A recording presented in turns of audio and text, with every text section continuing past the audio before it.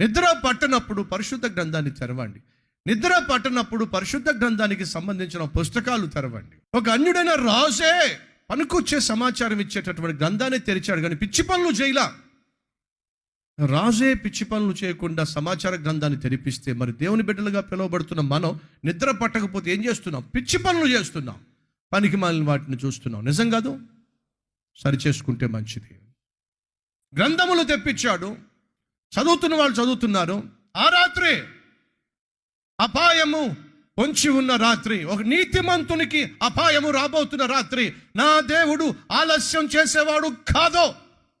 తన బిడ్డల పక్షమున వ్యాజ్యమాడుటకు, తన బిడ్డలకున్న అపాయమును తొలగించుటకు, తన బిడ్డలకున్న అవసరములను తీర్చుటకు నా దేవుడు ఆలస్యం చేసేవాడు కానే కాదు.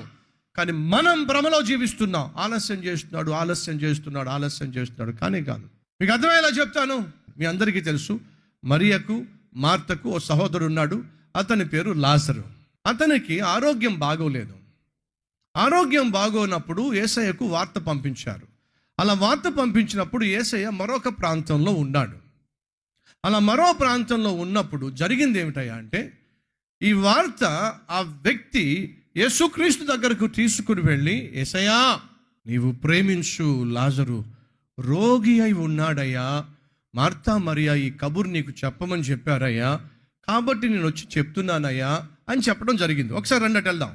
Time are on time. ఆలస్యం ఎవరిది? మనదా దేవునిదా? చూద్దాం రండి. యోహాను సువార్త 11వ అధ్యాయం చదువుతున్నాను, మొదటి నుంచి కొన్ని వచనాలు. మరియా ఆమె సహోదరి అయిన మార్త అనువారి గ్రామమైన బెతనియాలోనున్న లాజరు అను ఒకడు రోగి ఆయను. ఈ లాజరు ప్రభువునకు అత్తరు పూసి తల వెంట్రుకలతో ఆయన పాదములను తుడిచిన మరియకు సహోదరుడు. అతని అక్క చెల్లెండ్రు, ప్రభువా ఇదిగో నీవు ప్రేమించువాడు రోగి అయి ఉన్నాడని ఆయన యొద్దకు వర్తమానము పంపిరి. ఏ వర్తమానం పంపించారు? అయ్యా నువ్వు ప్రేమించు, లాజరుకు రోగం వచ్చింది. యేసు ప్రేమించే వారికి కూడా అనారోగ్యం వస్తుంది. యేసు ప్రేమించే బిడ్డలమైన మనకు కూడా అపాయాలు వస్తాయి, ఆపదలు వస్తాయి, అనారోగ్యం వస్తుంది. ఎవరైనా ఒకవేళ నువ్వు దేవుని బిడ్డవు కదా నీకెందుకు వచ్చిన రోగం అంటే ఖచ్చితంగా చెప్పండి, దేవుని పిల్లలకు కూడా ఏమొస్తుంది? వ్యాధి బాధలు వస్తాయి, సమస్యలు వస్తాయి. యేసుక్రీస్తు ఉన్నటువంటి ఆ వివాహంలో ఆ రోజు సమస్య వచ్చింది. యేసు ఉన్నప్పటికీ కూడా నీ వివాహంలో సమస్యలు రావచ్చు. యేసు కలిగి ఉన్నటువంటి యోసేపుకు సమస్యలు వచ్చినాయి. అతను ఉద్యోగం చేస్తున్న చోట సమస్య వచ్చింది. ఏమిటి? ఉద్యోగం పోయిందండి, అన్యాయంగా చెరసాల్లో పడ్డాడండి.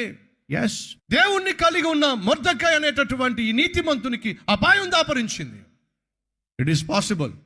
కానీ ఒకటి మాత్రం వాస్తవం, అది ఏ అపాయమైనా కావచ్చు, ఏ ఆపదైనా కావచ్చు, ఏ అనారోగ్యమైనా కావచ్చు, వీటన్నిటి నుంచి విడిపించుటకు చాలిన దేవుడు మనకు ఉన్నాడో అది వాస్తవం, అది సత్యం. మర్చిపోద్దు సుమా. ఏం జరిగింది? యేసయ్య దగ్గరకు వార్త వచ్చింది. ఏ వార్త వచ్చింది? లాజరు అనారోగ్యంతో బాధపడుతున్నాడయ్యా, మార్తా మరియా నీకు చెప్పమన్నారు, నిన్ను ఒకసారి రమ్మన్నారు. వార్త తీసుకెళ్ళాడు. ఓకే రండి. దానికి సమాధానం యేసయ్య ఏమిచ్చాడో చూద్దాం రండి. 6వ వచనము. అతడు రోగి అయి ఉన్నాడని యేసు వినినప్పుడు తానున్న చోటనే ఇంకా 2 దినములు నిలిచెను. అటు పిమ్మట ఆయన మనము యూదయకు తిరిగి వెళ్ళుదుము తన శిష్యులతో చెప్పగా, ఆయన శిష్యులు, బోధకుడా ఇప్పుడే యూదులు నిన్ను రాళ్లతో కొట్ట చూచుచుంటిరే, అక్కడికి తిరిగి వెళ్ళుదువా అని ఆయనను అడిగిరి. అందుకు యేసు 11వ వచనం. ఆయన ఈ మాటలు చెప్పిన తరువాత మన స్నేహితుడైన లాజరు ఏముంది అక్కడ? నిద్రించుచున్నాడు. కబురు తెచ్చిన వాడు ఏం చెప్పాడు? రోగంతో ఉన్నాడు. యేసయ్య ఏమంటున్నాడు? నిద్రిస్తున్నాడు.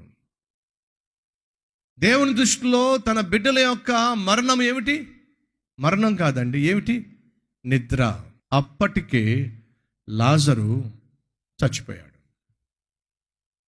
బయలుదేరి యేసుక్రీస్తు వచ్చాడు. 2 days ఆలస్యమైందని చెప్పి ముందుగా బైబిల్లో. యేసు వచ్చాడు. వచ్చేసరికి లాజరు అప్పటికే సమాధిలో పెట్టబడి ఎన్ని రోజులైంది? 4 days అయింది. నాకు సమాధానం చెప్పండి.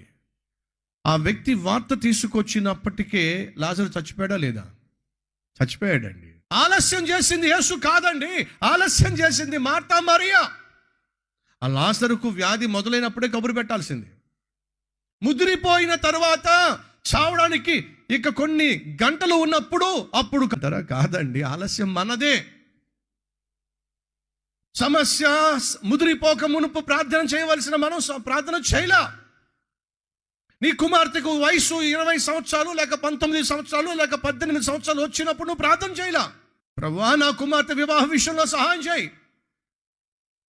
నీ కుమార్తె 25, 26, 27, 28, 29 సంవత్సరాల వయసు వచ్చినప్పుడు ప్రభువా ఆలస్యం అయిపోతుంది. ఆలస్యం చేసింది నువ్వు, దేవుడు కాదు. అనేక సమయాల్లో అనేక సందర్భాల్లో మనం ఆలస్యం చేస్తూ దేవుడు ఆలస్యం చేస్తున్నాడు ఏడిస్తే ఎలాగండి? ధర్మం కాదు, వాస్తవం కూడా కాదు.